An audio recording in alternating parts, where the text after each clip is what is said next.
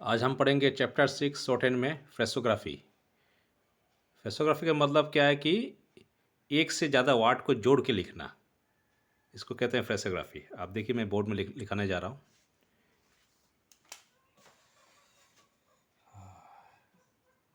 It means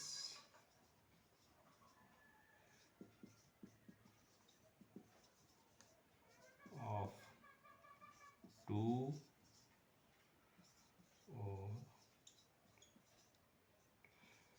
words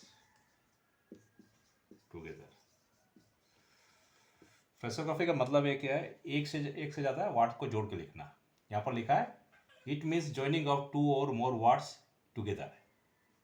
together मतलब 3-4 word को हमें जोड़ के लिखना है एक साथ। क्योंकि प्रीवियस चैप्टर में जो हम लोगों ने लिखा था उसमें जोड़ के नहीं लिखा था, हमने अलग अलग करके वर्ड लिखते थे प्रीवियस चैप्टर में। प्रीवियस चैप्टर हमने जितना भी वर्ड लिखा, सेंटेंस लिखा, सबका अलग अलग करके लिखे थे। लेकिन अभी से जो आने वाले चैप्टर में जितना भी होगा हम सब वर्ड को जोड़ के लिखेंगे। कुछ छोटा वर्ड भी होगा, बड़ा भी वर्ड होगा, तो दोनों को जोड़ के लिखना है। तो इसी को कहते हैं प्रेसोग्राफी। इस अगर जोड़ के हम वर्ड को लिखेंगे तो हमारा स्पीड बढ़ेगा और लिखने में सुविधा सुविधा होगा हमारा। बार बार हमें पेंसिल उठाने की जरूरत नहीं पड़ेगा। एक वर्ड लिखने के लिए दूसरा वर्ड को लिखने के लिए पेंसिल उठाने की जरूरत नहीं पड़ेगा। हम लोग एक साथ 3-4 वर्ड को लिख पाएंगे, तो इससे हम लिखना इजी हो जाएगा और हमारा स्पीड भी आस्ते आस्ते बढ़ना शुरू हो जाएगा। प्लस हम लोग का हाथ भी सेटिंग हो जाएगा। तो देखिए मैं 2-3 कुछ वर्ड का एग्जांपल देता हूँ कैसे लिखते हैं। जैसे कि हो गया how can they. How can they में देख लो, 3 वर्ड को यहाँ दिखाया गया और तीनों को मैं जोड़ के लिखूंगा। और तीनों उसमें 2 तो ग्रामर लोग है, एक सिंपल वर्ड है। ये हो गया हाउ कैन दे। इसमें आप वॉइस दे भी सकते हो, नहीं भी दे सकते हो, आपका ऑप्शन है। हाउ कैन दे को इस तरह भी लिख सकते हो बिना वॉइस का। यहाँ पर आप जो दे लिखेंगे, आप बिना वॉइस के दे को आप लिख सकते हैं, क्योंकि दे ऑलरेडी एक वर्ड है। लेकिन हमने यहाँ जो फ्रेसोग्राफ में जोड़ के आपने लिखा, तो यहाँ पर हमने वॉइस नहीं दिया। वॉइस नहीं देने से चलेगा, कोई प्रॉब्लम नहीं है। तो आप देख लो, हाउ कैन दे को एक साथ हमने जोड़ के लिख दिया। दूसरा वर्ड है आई हैव। आई हैव को भी जोड़ के लिख सकते हैं इस तरह, आई हैव। आई हैव हो गया। फिर कुछ वर्ड है आई थैंक यू। थैंक जो है ग्रामर लोग है, वो अभी आएगा, ये चैप्टर में आपको मिलेगा, तो इसको जोड़ के लिखना है। आई थैंक यू, देखिए आई थैंक यू इस तरह लिख दिया, आई थैंक जोड़ के लिख दिया, आई थैंक यू हो गया। फिर विथ मच, विथ भी ग्रामर लोग है, ये चैप्टर में मिलेगा आप लोगों को। विथ मच जब लिखेंगे इस तरह लिखेंगे, विथ मच। ये विथ हो गया, मच हो गया, विथ मच हो गया। फिर देखते जाइए, मैं लिखते जाऊंगा।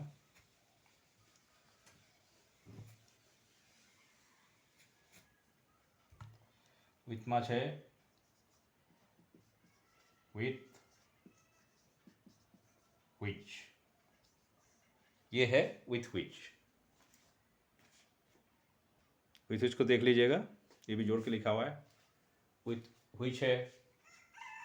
फिर विथ ईच, विच इस तरह होगा, विथ ईच। ये ईच जो है एक वर्ड है, इसका कोई ग्रामर लोग नहीं है, तो इसलिए मैंने नीचे में एक वॉइस दे दिया विथ ईच, ताकि आप लोगों को प्रॉब्लम ना हो।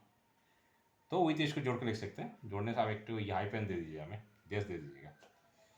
तो ये हो गया कि फ्रेसोग्राफी में 2-3 वर्ड से ज़्यादा, 2-3 वर्ड नहीं, उससे ज़्यादा वर्ड को जोड़ के लिख सकते हैं। और भी एग्जाम्पल है, जैसे हो गया आई कैन। आई कैन को इस तरह लिखना है,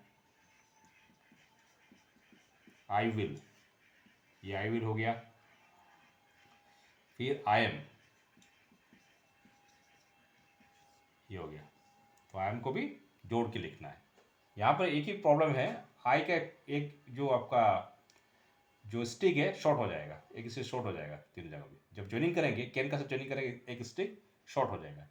यहाँ भी एक स्टिक शॉर्ट हो गया, यहाँ भी एक शॉर्ट हो गया, मतलब तो ये ज्वाइनिंग के पर्पज़ के लिए शॉर्ट करना पड़ा आई का। नहीं तो आई जनरली जो आई एम लिखते हैं ऐसे लिखते हैं, बड़ा कर आई लिखते हैं ये। लेकिन जब ज्वाइनिंग में गया, उसका एक पोर्शन को शॉर्ट करना पड़ा, ओनली फॉर ज्वाइनिंग पर्पज़। ठीक है, इसको देख लिया आपने। आगे देखते हैं।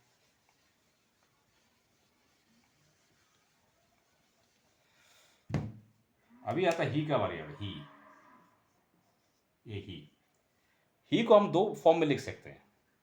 एक स्टॉक फॉर्म में भी ही को लिखा जा सकता है। सपोज ये लाइन हो गया तो ये ही को इस तरह भी लिखा जा सकता है, स्टॉक फॉर्म, ये स्टॉक फॉर्म बोलते हैं। दूसरा ही आपका लोगो फॉर्म में लिख सकते हैं, ये लोगो हो गया, लोगो फॉर्म में ही को लिख सकते हैं। तो ये स्टॉक फॉर्म ही हो गया, ये लोगो फॉर्म ही हो गया। और ये अब ये जो स्टॉक फॉर्म ही कब यूज होगा, वो स्टार्टिंग में यूज होगा, बिगिनिंग में यूज होगा। अगर ही को हम पहले लिखेंगे और दो तीन वर्ड उसके पीछे लिख के जाएंगे तो हमें ये ही को यूज करना है, स्टॉक फॉर्म को यूज करना है। उसके बाद जो लोगो फॉर्म वाला जो ही है वो दो तीन वर्ड के बीच में रहेगा, मिडिल ऑफ द वर्ड्स। ठीक है, मिडिल ऑफ द वर्ड्स में रहेगा। ये लोगो वाला ही जो होगा मिडिल ऑफ द वर्ड्स में रहेगा, और ये जो स्टॉक वाला ही जो होगा स्टार्टिंग में रहेगा। तो मैं एग्जांपल दे देता हूँ, देखिए स्टॉक वाला ही का एग्जांपल देता हूँ। देखिए ही मे बी, इस तरह हो गया, ही मे बी, इस तरह हो गया, ही मे बी, ये ही मे बी हो गया, M they he may be हो गया। फिर ही शुड बी, ये ही शुड बी हो गया बस। तो इसमें देखो स्टार्टिंग में स्टॉक फॉर्म वाला ही को देना पड़ रहा है। ठीक है, ये हो गया। तो लोगो फॉर्म वाला ही को देख लो, उसको तो एग्जांपल दे देता हूँ। जैसे हो गया if he may, if he मे में ये हो गया, इफ का हो गया ही मे। ठीक है, इफ तो आप जानते हैं एफ को यूज करना पड़ेगा, इफ ही मे इस तरह लिख सकते हो। इससे बॉयस देना कोई जरूरी नहीं है इस तरह। और फ्रेशर आप जनरली बॉयस देते नहीं है, क्योंकि हमें एडवांस जब फ्रेशर जब हम लिखेंगे उसमें कोई बॉयस देने की जरूरत नहीं पड़ेगा। तो इस तरह लिखना पड़ेगा हमें, इफ ही में इस तरह हो गया। फिर if he should be, if he should be हो गया ऐसे, इफ ही शुड बी इस तरह लिखना पड़ेगा ये। तो ये जो हो गया, ये जो ही जो बीच वाला ही जो लोगो फॉर्म में हमको यूज करना है, और ये वाला ही जो है स्टॉक फॉर्म यूज करना बिगिनिंग में, इसको बिगिनिंग में यूज करेंगे और इसको मिडिल ऑफ द वर्ड्स में यूज करेंगे। ये आप लोग ध्यान रखिएगा अच्छा से। अभी नेक्स्ट देखते हैं क्या है।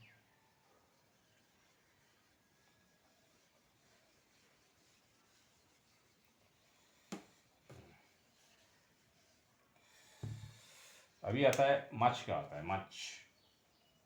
मच को ये दो, मच देखो इस तरह हो गया। मच का किसी अलग से दूसरे वर्ड से ज्वाइनिंग करके जब मच को लिखेंगे, मच को लिखेंगे तो मच को हम फुल स्टॉप में, फुल फॉर्म में भी लिख सकते हैं। For example so much, so much को अगर एक साथ देखेंगे तो मच को हम, मच तो एक्चुअली ग्रामर लोग होता है, लेकिन मच को फुल फॉर्म में दिया जा सकता है। सो मच इस तरह लिखेंगे, सो मच। और जनरली जो मच होता है ग्रामर लोग में होता है, ध्यान रखिए ग्रामर लोग में मच को यूज़ किया जाता है। लेकिन अगर हम दो वर्ड के साथ ज्वाइनिंग करके लिखेंगे तो मच को इस तरह लिखेंगे, पर स्टॉप पूरा देना पड़ेगा, फुल स्टॉप देना पड़ेगा। सो मच हो गया।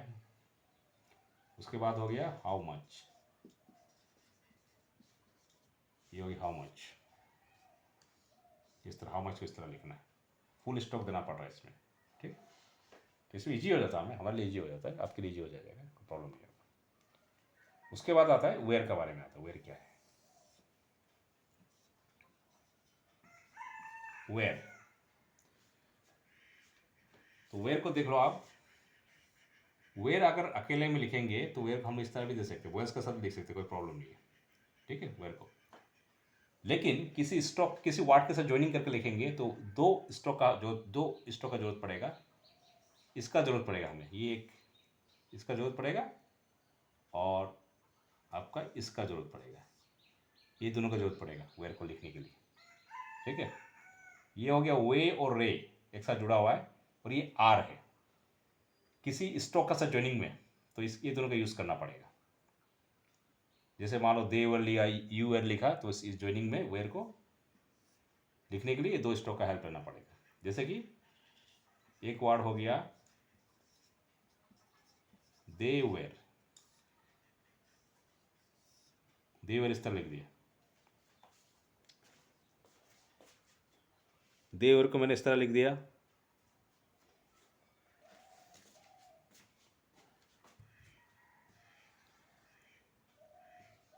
दे वेर, ये दे वेयर हो गया।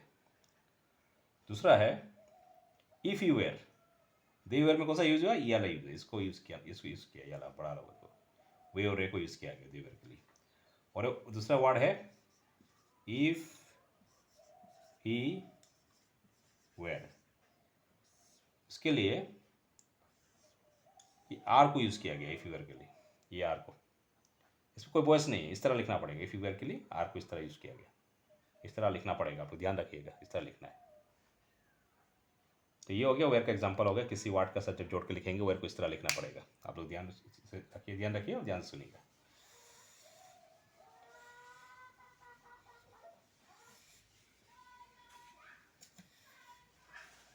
फिर है ऑफ हिम। ऑफ हिम को इस तरह लिखना है, ये हो गया ऑफ हिम। यहाँ पे डॉट आ जाएगा, ऑफ हिम इस तरह लिखना है, डॉट आ जाएगा। ऑफ हिम हो गया, डॉट हो गया। अगर इस तरह नहीं लिखेंगे तो, अगर डॉट नहीं लिखेंगे तो कोई भी सोचेगा ये आई एम लिखा है मैंने, आई एम नहीं है। आई एम नहीं, आई एम को अलग तरह, आई एम तो इस तरह होता है। तो ऑफ हिम जब लिखेंगे एक डॉट दे देना है। फिर टू हिम, टू हिम को भी इस तरह एक डॉट दे देना, बस ये टू हिम का हो गया, ये हो गया। उसके बाद आता है दा। दा को अब तक हम लोगों ने डॉट फॉर्म में लिखा, डॉट में लिखा था। दा जो होता है इनिशियली अगर हम दा को लिखेंगे तो डॉट फॉर्म में लिखेंगे। सपोज एक सेंटेंस लिखा, सेंटेंस के आगे अगर दा का वर्ड आता है तो हम उसको डॉट फॉर्म में यूज करेंगे, दा को। अभी लेकिन अगर वर्ड के बीच में दा को हम लिखेंगे, उसको टिक फॉर्म में भी लिख सकते हैं।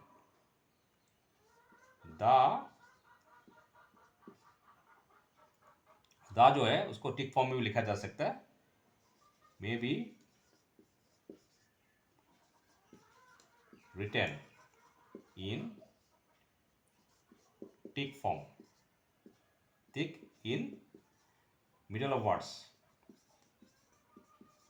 of words, मतलब वर्ड्स के बीच में हम दा को टिक फॉर्म में भी लिख सकते हैं। टिक किस तरह का होगा? इस तरह टिक होगा, ऐसे होगा, ऐसे होगा, इस तरह का टिक होगा। वो अकेला लिखा नहीं जाएगा, किसी वर्ड के साथ जोड़ के लिखना पड़ेगा टिक फॉर्म में, वो भी मिडल ऑफ द वर्ड। ध्यान रखिएगा, मिडल ऑफ वर्ड में दा को हम टिक मार्क में लिख सकते हैं, लेकिन इनिशियली जब दा को लिखेंगे डॉट में लिखेंगे स्टार्टिंग में। तो टिक फॉर्म का मैं कुछ एग्जांपल आपको देख दिखाता हूँ, देख लीजिएगा।